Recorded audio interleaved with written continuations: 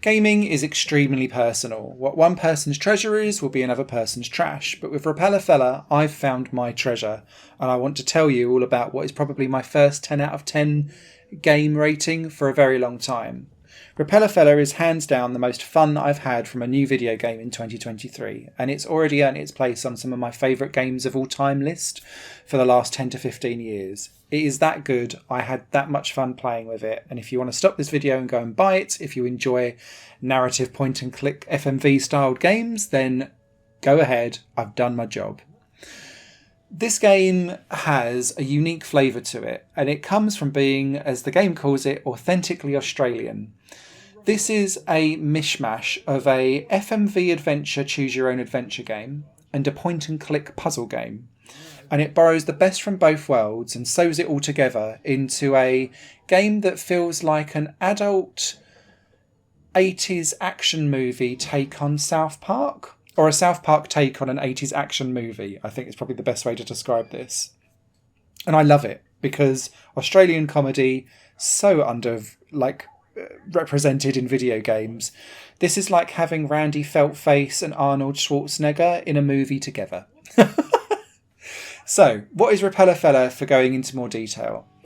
It is a 6 to 8 hour cinematic experience where you're moving between a South Park styled graphical adventure, but it's all been handcrafted with one person creating all of the visuals in this. And my God, I know they said that it took over 6 years for them to do it, and you can totally see why, because so much unique animation has been put into all of the different cutscenes, and it shows because it feels like a labour of love. It is a labour of love, and I wasn't expecting the game to feel so fluid and cinematic throughout its entire run through. I'm not going to branch too much into the story because one of the unique things with Repella Fella is just how replayable it is. But you'll be playing as 3 characters that will kind of cross over and intermingle paths across the game, and they're all in a post-apocalyptic, post-nuclear bomb world. And they're trying to make their lives better, but they're from different perspectives and different factions and places. So what's really interesting about the way how this game is A, replayable, but B, makes your choices very visible, is that what you do from one player's or one character's perspective is then usually picked up, even if it's just by a split shot of something, in a different scene from another character's perspective. And it's a really clever way to make every playthrough feel uniquely personal to you. And I'll try and explain how they do this.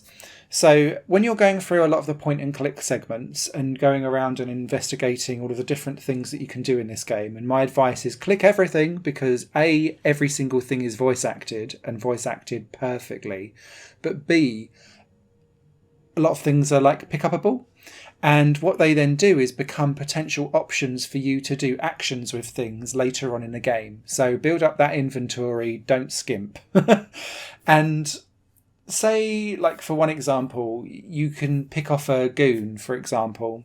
And it could be that you shoot them, it could be that you throw a knife at their head, or you could pick up a cricket bat that's next to them and whack it round the head. Now, I chose cricket bat because I'd stabbed and shot a few people just beforehand, and I wanted to spice things up a bit. And then what I really liked was that when another character viewed that body later on, my choice was very visible and commented on. And so you'll get that kind of bespoke individuality throughout all of Repella Fella. Loads of your choices will have a tiny little nuance that is unique to your playthrough as you go through. And that's what I mean about this being a 6+ year labour of love, because so many of these choose your own adventures branching out to individual story paths then quickly shove you back into things in a really jarring experience. But Repella Fella goes out of its way to make sure that your playthrough feels unique and that your choice has been valued in the story. Now, it could be just how you polish off a goon. There's another one where you can kill off a guard and you can shoot them, knife them, you can push something off the top of a ledge and splat their head open. There's all kinds of things that you can do. And each one has again, lasting impression, because you're constantly having to walk past their dead body all the time, and you're like, yeah, I did that. And I can't overemphasize enough how each playthrough, because I've gone through this game now multiple times, and will happily go through it multiple times again. Each playthrough, you can just choose little nuances, and sometimes it will be scene specific, but quite often they'll also go towards your various multiple endings that you're working towards based on your choices and personality. So yeah, this is one of the best examples of replayability through choice that I have experienced in video games. And the fact that it's then put into this cinematic, South Park styled 80s action movie, just chef's kiss. Love, love, love, love, love. I've touched on the voice talent. I think it's fantastic. But what I wasn't prepared for was the fact that this game is like 85% comedy and like gore and ridiculousness and terrible puns and lots of swearing.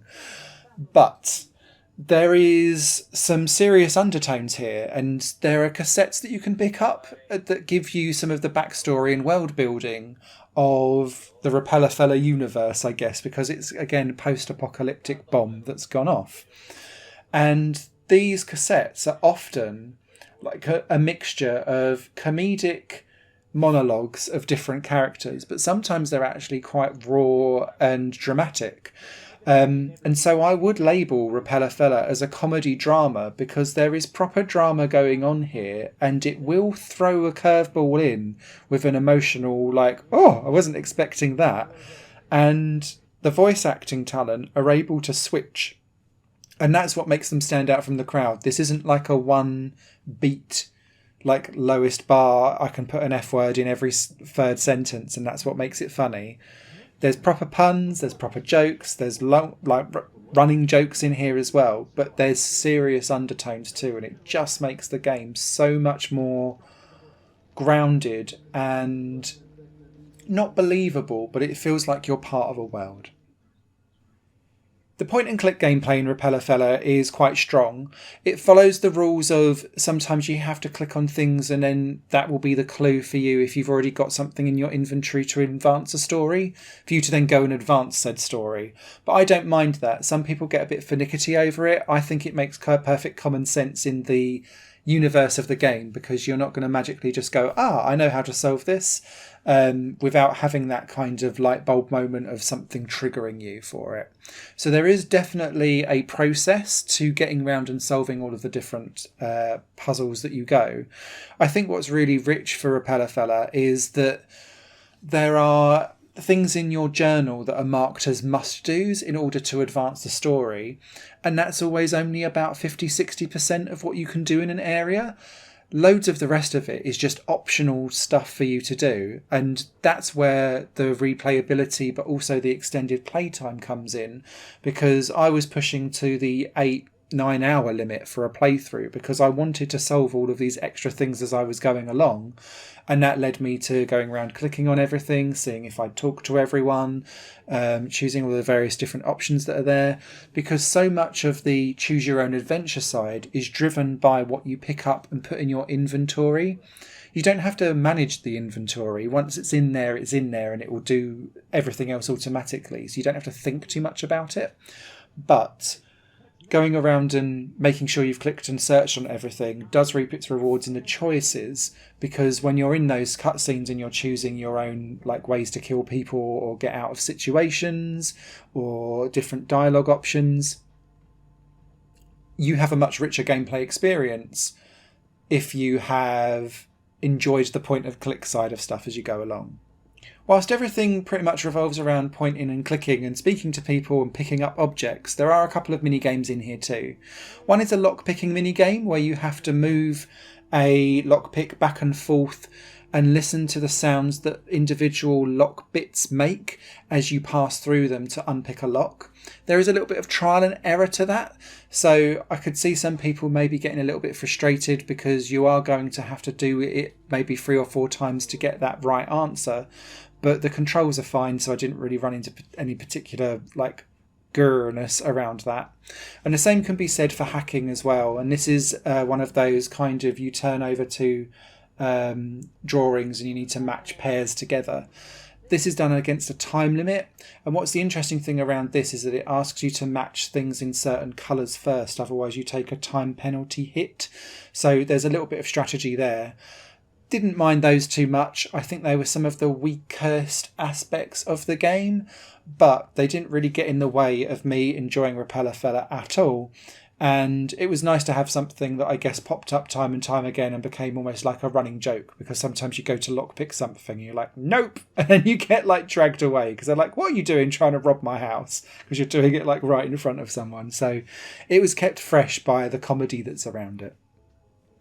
I cannot praise Repella Fella enough. This might not be everyone's 10 out of 10 game, but it's my 10 out of 10 game. And again, going back to that opening comment, one gamer's treasure might be another gamer's trash. I'm not interested in games where I'm a first-person shooter running around just mowing down thousands of people. I come for a unique experience from a unique perspective, looking for narrative or something that just makes me feel in a video game. And Repella Fella does that, and it made me laugh. It made me recoil in horror watching the cartoon gore sometimes. But it was a thoroughly enjoyable experience for every single second that I played it, and I can't ask for any more from a video game. Hence a 10 out of 10. Absolutely certified Smithy special. Go and buy it.